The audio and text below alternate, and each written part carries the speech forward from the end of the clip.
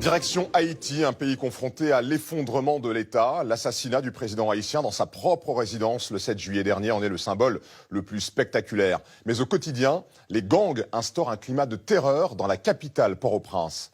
Ces organisations ne se financent plus seulement par les trafics. Leur nouvelle activité phare, les enlèvements, des rapts quotidiens, violents, à l'issue très incertaine.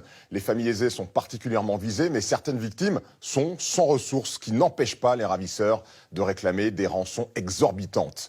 Voyez le document 7 à 8 signé Christophe Dubois et Guillaume Letellier.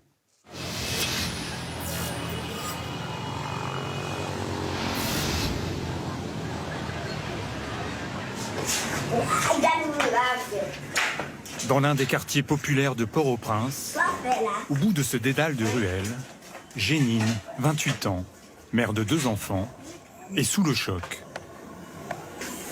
Son mari a été enlevé il y a 48 heures. J'ai très peur pour mon mari. Ils peuvent le tuer. Je n'ai que lui. Les enfants sont encore petits. La famille habite ce minuscule 2 pièces. Son mari, Pouchon, 34 ans, est chauffeur de taxi-moto. Elle, vendeuse de rue.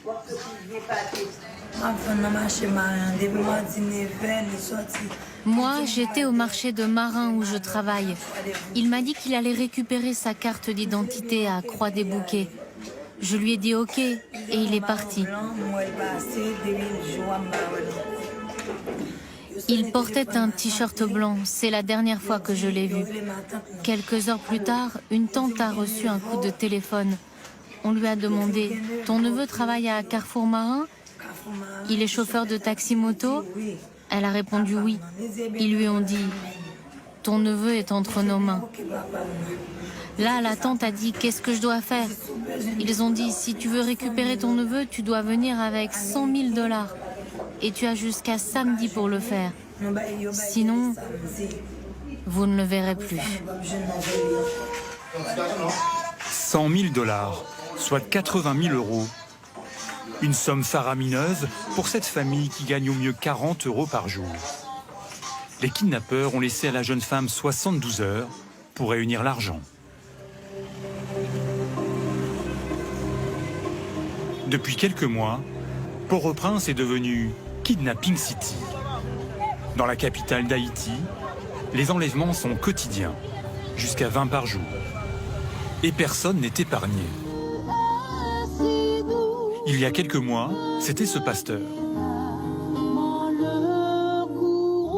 Alors qu'il célèbre une messe retransmise en direct sur les réseaux sociaux, des hommes armés font irruption.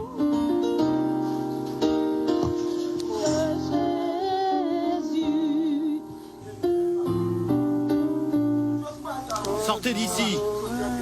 Allons-y.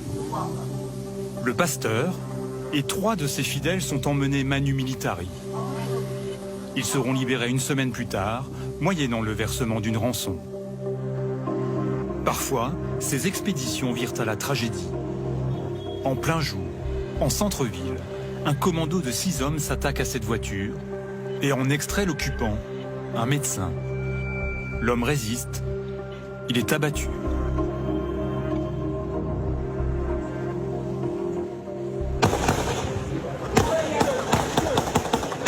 Derrière ces rapts, des gangs. Il y en aurait une centaine dans tout le pays. Ils utilisent l'argent des rançons pour financer leur guerre de territoire. Au milieu, des habitants pris en tenaille. Les gens qui sont en bas utilisent des armes à feu. Qui est-ce qui tire sur qui? Sous nous ici, sous les gens qui arrivent ici. Un pays en plein chaos, où les forces de l'ordre sont totalement dépassées. On a pris le char de la police. Et où, en juillet dernier, un commando armé a même exécuté Jovenel Moïse, le président de la République. Plongé à Port-au-Prince, l'une des capitales les plus dangereuses au monde, où le simple fait de marcher dans la rue est devenu un exercice à haut risque.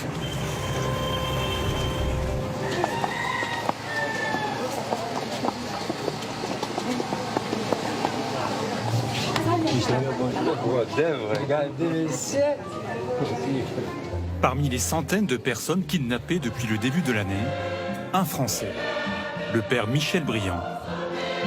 Il a été libéré il y a 15 jours. C'est la deuxième messe qu'il célèbre depuis son enlèvement.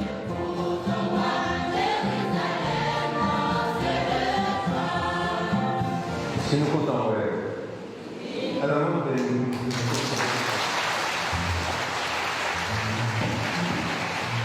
Ce Breton, installé en Haïti depuis 35 ans, a passé 20 jours séquestré par un groupe armé avec 9 autres personnes. Amaigri de 6 kilos, le père Michel garde pourtant la foi. Ma petite côté mes lames tourner la cara. Non, ça va jamais venir dans l'esprit. toujours voulu rester en Haïti. Là où est mis au monde, pour voulez vivre avec mon nom tout le temps.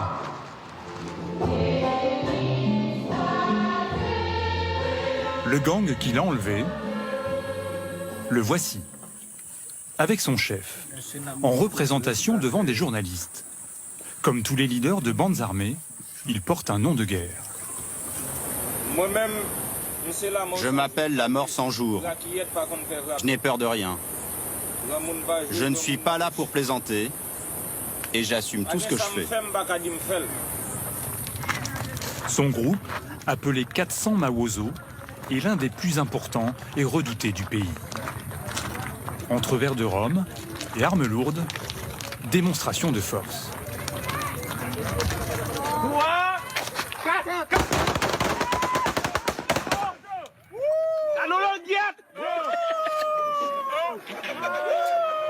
Le kidnapping s'est produit alors que le père Michel accompagnait un autre prêtre jusqu'à sa paroisse dans une ville voisine.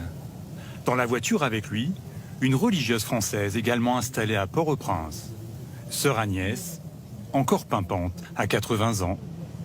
Très vite, ils sont montés sur les marchepieds, aussi comme nous avons dit, les marchepieds des voitures.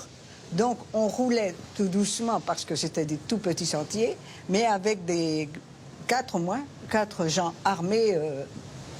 Vous comprenez ce qui se passe? Ah, moi j'ai compris. Je ne sais pas si... À un moment, tu m'as dit, ben, on est kidnappés. Oui, ah bah oui. Oui, parce qu'elle était en face de moi dans la voiture. Oui, moi, je me demandais ce qui se passait. Ah si, moi j'ai compris immédiatement à quelle sauce on allait être mangé. Moi, je vous dis franchement, j'ai vu un feu un petit peu plus loin. Alors j'ai dit, ça y est, ils vont nous tuer, puis ils vont nous brûler dans... Ils vont tous nous brûler. C'était ça. Ah oui. Hein? Et puis alors, j'entendais des coups de pioche aussi. Puis je dis à quelqu'un, même c'est toi, je crois, qui te... Je dis, j'ai entendu des coups de pioche, ils vont nous faire une fosse commune, là. Les deux missionnaires affichent une étonnante décontraction. Ils ont pourtant vécu l'enfer. Le chef du gang comprend tout de suite le profit qu'il peut tirer de ces otages occidentaux. Aussitôt après l'enlèvement, il fixe le montant de la rançon. Il a pris contact avec notre supérieur régional ici et il lui a dit très clairement, s'il veut nous retrouver en vie, voilà la somme qu'il faut verser. Débrouille-toi le plus rapidement possible. Bon. Et la somme, c'est... Pardon? Et la somme, c'est d'1 million de dollars américains. Ça, vous l'entendez le dire Oui, il l'a dit devant nous. Les otages dorment d'abord dehors, puis sont ballottés de maison en maison. Les derniers jours, ils ne reçoivent même plus de nourriture. Ils sont finalement libérés grâce au versement d'une rançon, dont le montant est tenu secret.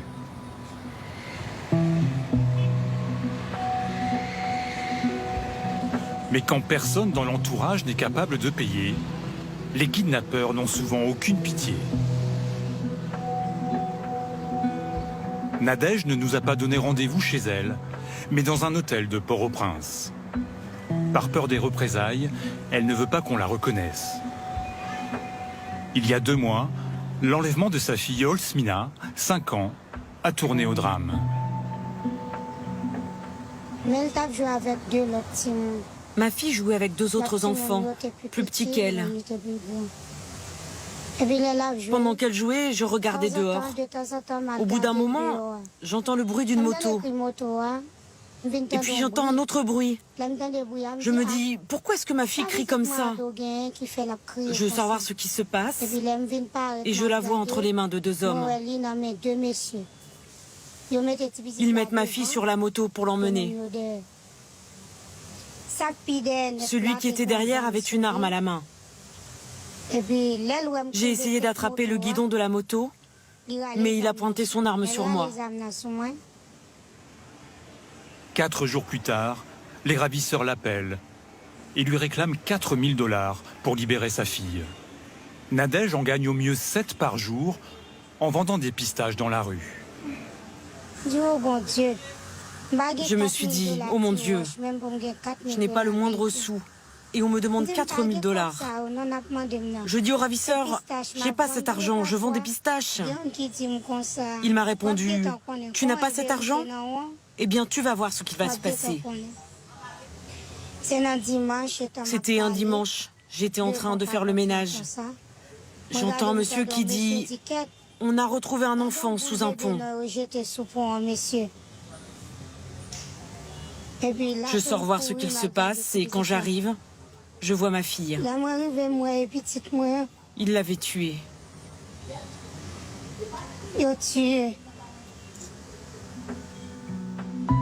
Faute d'avoir touché la rançon, le gang a mis sa menace à exécution.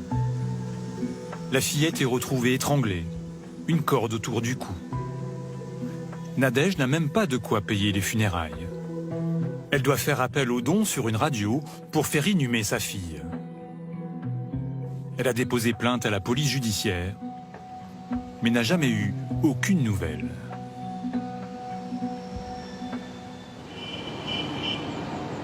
Personne n'est à l'abri à Kidnapping City. Et seuls les riches peuvent déployer les grands moyens pour éviter les enlèvements. Voiture blindée, garde du corps. Ok, c'est bon. Martin Boot est l'un des hommes les plus puissants et les plus fortunés de Port-au-Prince, mais aussi l'un des mieux protégés. À 47 ans, ce Belge naturalisé haïtien dirige le premier opérateur télécom du pays. Désormais, il se déplace dans ce 4x4, habituellement utilisé dans les zones de guerre comme l'Afghanistan. Cette voiture, c'est une voiture blindage B6. B6, ça veut dire quoi? C'est que, pour donner une idée, les fenêtres sont plus ou moins épaisses comme ça. C'est des voitures qui résistent à des armes de guerre, en fait. Le code opératoire de beaucoup de kidnapping, surtout des gangs professionnels, c'est ils immobilisent un véhicule. C'est pas forcément targeté, si je vois ce que je veux dire. Ils immobilisent un véhicule qui a l'air de plus ou moins en bon état. Ils essayent de sortir les victimes en déant les 60 secondes. S'ils n'arrivent pas à sortir des victimes en déant les 60 secondes, leur mot d'ordre, c'est de tuer les victimes. La voiture est aussi équipée d'un tracker et suivie en permanence par une patrouille privée, prête à intervenir en cas d'agression. Pour limiter encore les risques d'enlèvement, le PDG a pris une décision radicale. Il a renoncé à vivre dans la villa luxueuse qu'il habitait sur les hauteurs de Port-au-Prince.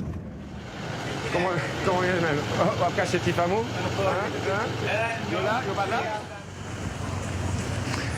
Ça fait quand même drôle de retourner, ça fait quelques mois que je suis pas, bon, un peu plus quoi, 1 an que je suis pas venu. Et la raison que j'aimais bien, c'était cette vue justement, cette maison. J'avais une vue qui est très pratique aussi parce qu'on voit les quartiers chauds de la ville aussi. Donc le matin quand on se lève et qu'on voit des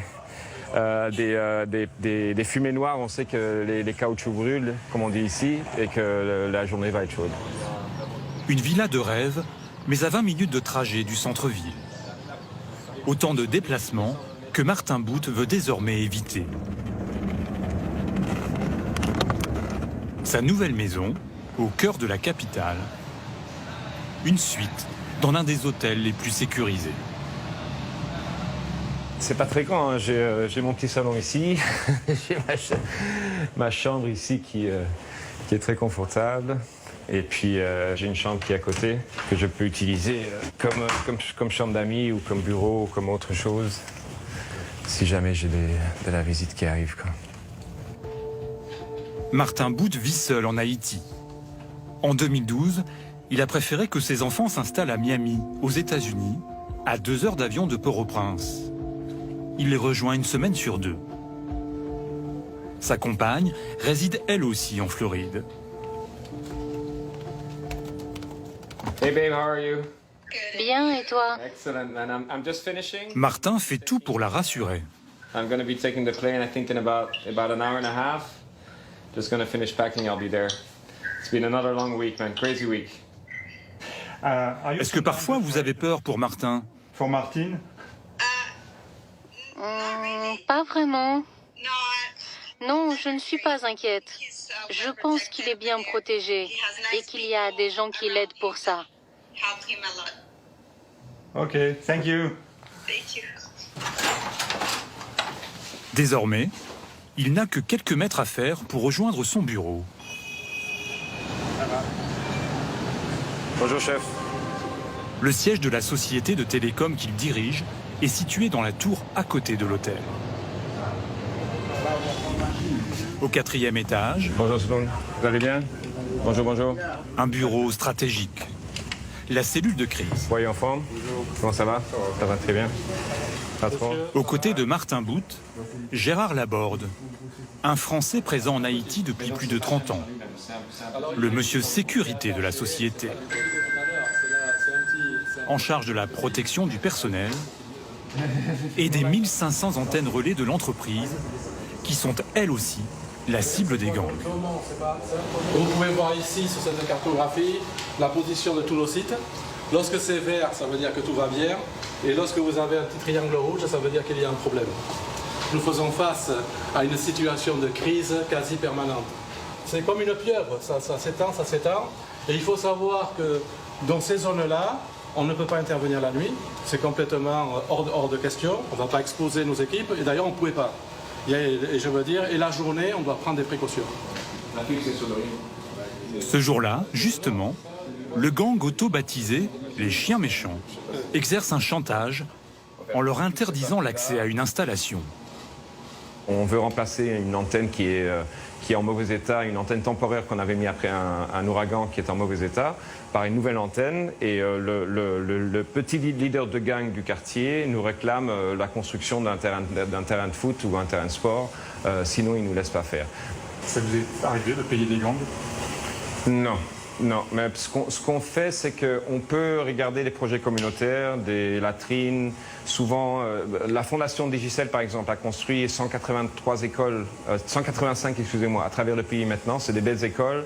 Donc tous ces différents liens communautaires nous aident quelque part à souvent trouver des accords simplement à l'amiable. On évite à tout prix de rentrer dans une logique de paiement de gang parce que ça ne s'en finit pas et puis ça stimule le phénomène. Ne pas payer les gangs, mais acheter une forme de paix sociale.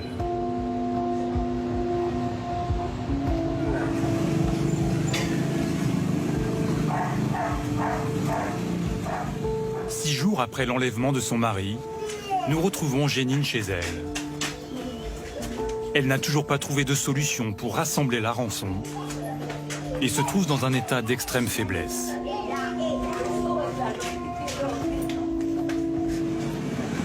Je me sens à peine capable de marcher parce que mon mari me manque.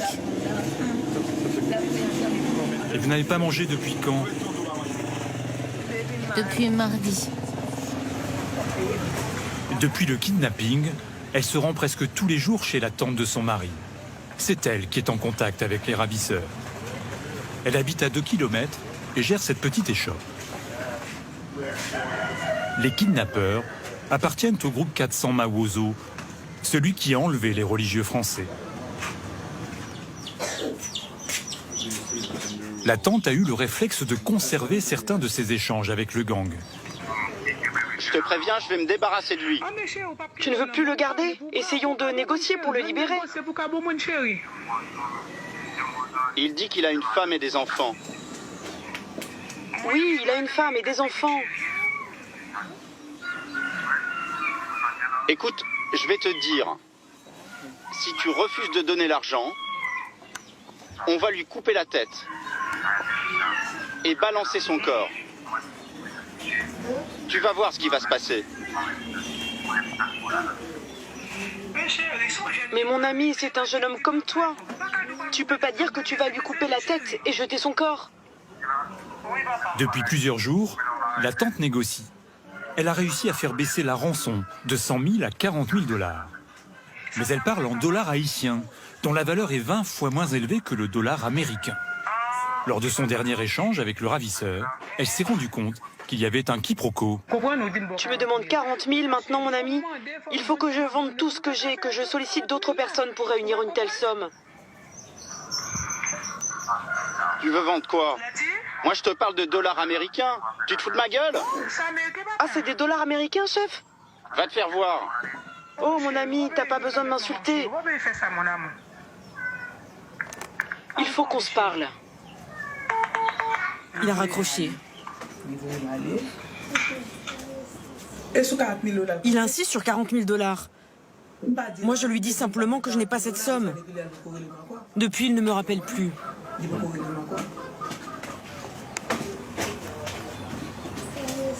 La famille n'a aucun moyen de contacter les ravisseurs. Ils appellent en numéro masqué. Quant à la police, elle s'est contentée d'enregistrer la plainte et n'interviendra pas. Jénine est condamnée à attendre que le gang se manifeste.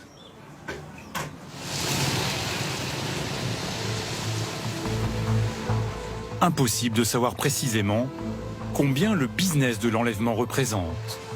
Probablement plusieurs millions de dollars par an. Une manne qui enrichit les chefs de gang et leur permet d'asseoir leur pouvoir sur des quartiers entiers.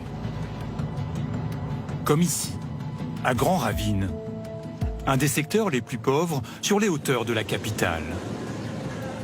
Nous nous y rendons sous bonne escorte, accompagnés de contacts locaux. Ici, l'État a disparu. Le commissariat est abandonné. Ses occupants ont été chassés par le gang et leurs armes pillées. Nous avons rendez-vous avec le chef du groupe armé, qui la joue décontractée, conduisant exceptionnellement lui-même son 4x4.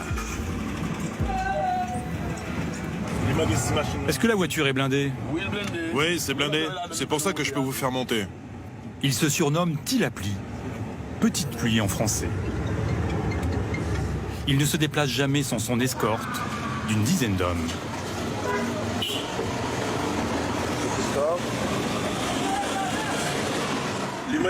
Est-ce que les gens ont peur de vous? Non, personne n'a peur de moi ici. Je suis là pour les aider. Je ne fais rien pour qu'on ait peur de moi. Vous voyez, là, c'est quelqu'un qui m'arrête pour me demander de l'argent.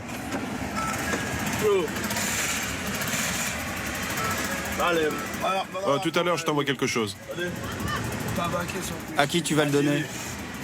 Faut bien dire de me le remettre à moi.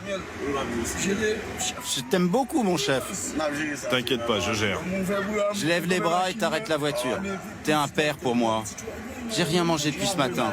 T'inquiète. Je t'envoie ça tout à l'heure, personnellement. Est-ce que je peux t'attendre? Oui, tu peux m'attendre ici. Ok, chef. À vos ordres. Une population achetée à coups d'enveloppes de billets.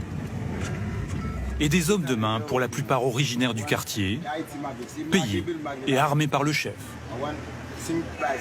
Est-ce que c'est un bon patron? Oui, à 100%. Lui, c'est toute ma vie. Il me nourrit, m'habille, la scolarité de mes enfants. Il fait tout pour moi. Ma femme est enceinte, il prend tout en charge. Tilapli est lui-même né à Grand Ravine. Entre Che Guevara et Robin des Bois, il prétend voler aux riches pour redistribuer aux pauvres. Un seigneur de guerre qui tient à nous montrer qu'il est aussi un bâtisseur. Au cœur de son fief, ce chantier commencé il y a 8 mois, où s'active une trentaine d'ouvriers sous un soleil de plomb.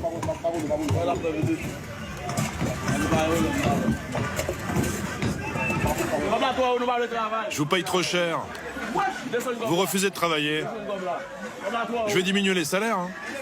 Tu peux nous apporter un peu d'eau, patron? Et l'argent que je vous donne, c'est pas suffisant? Vas-y, rapporte-moi la monnaie d'ailleurs.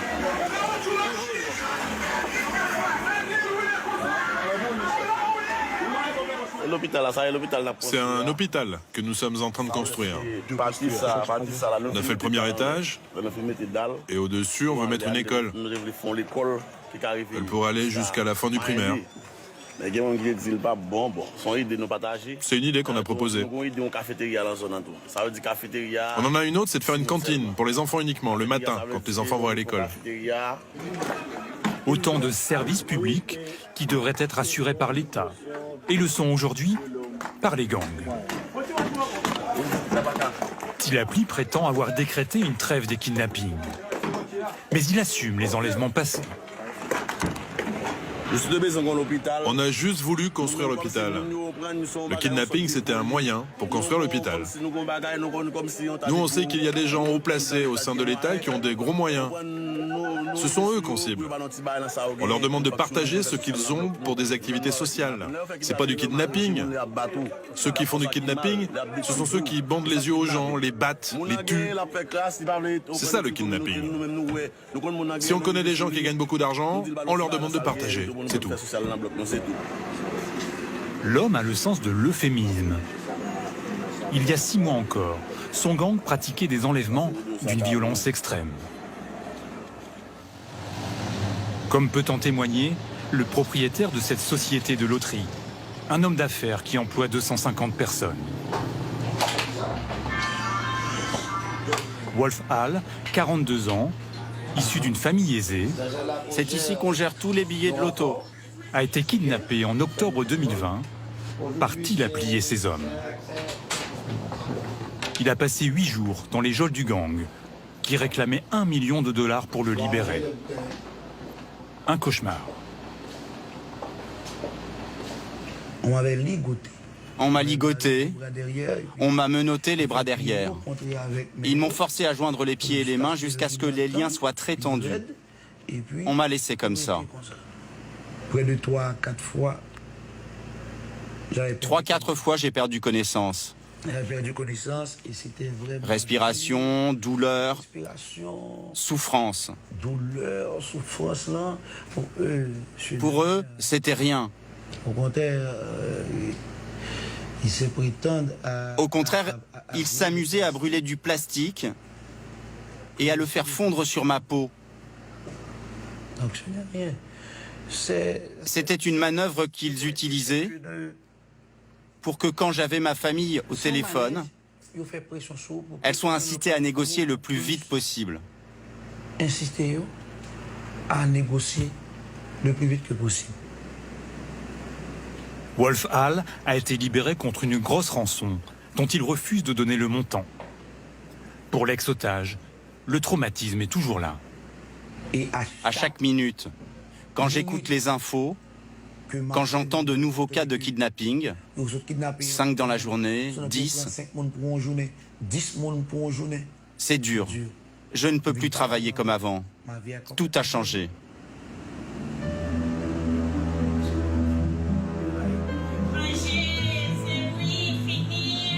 À l'autre bout de la ville, heureux épilogue. Pouchon, le mari de Jénine, vient d'être libéré. Il retrouve son épouse et ses enfants.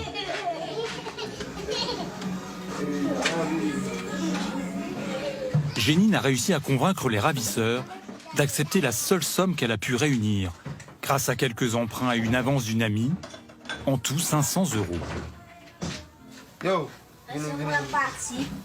On va sortir. Descends du lit.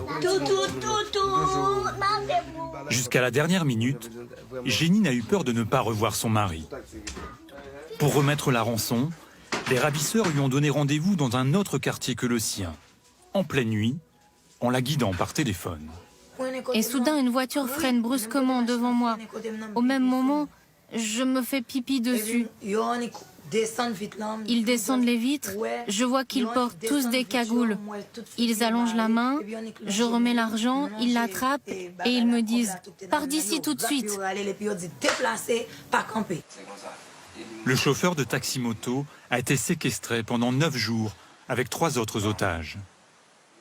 il n'a pas été tenu informé des négociations de sa famille avec le gang.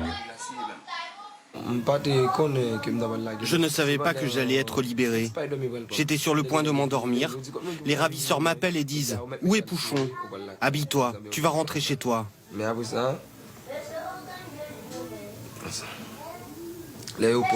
Après ça, on m'a pris, mis dans une voiture. On est parti. On m'a bandé les yeux.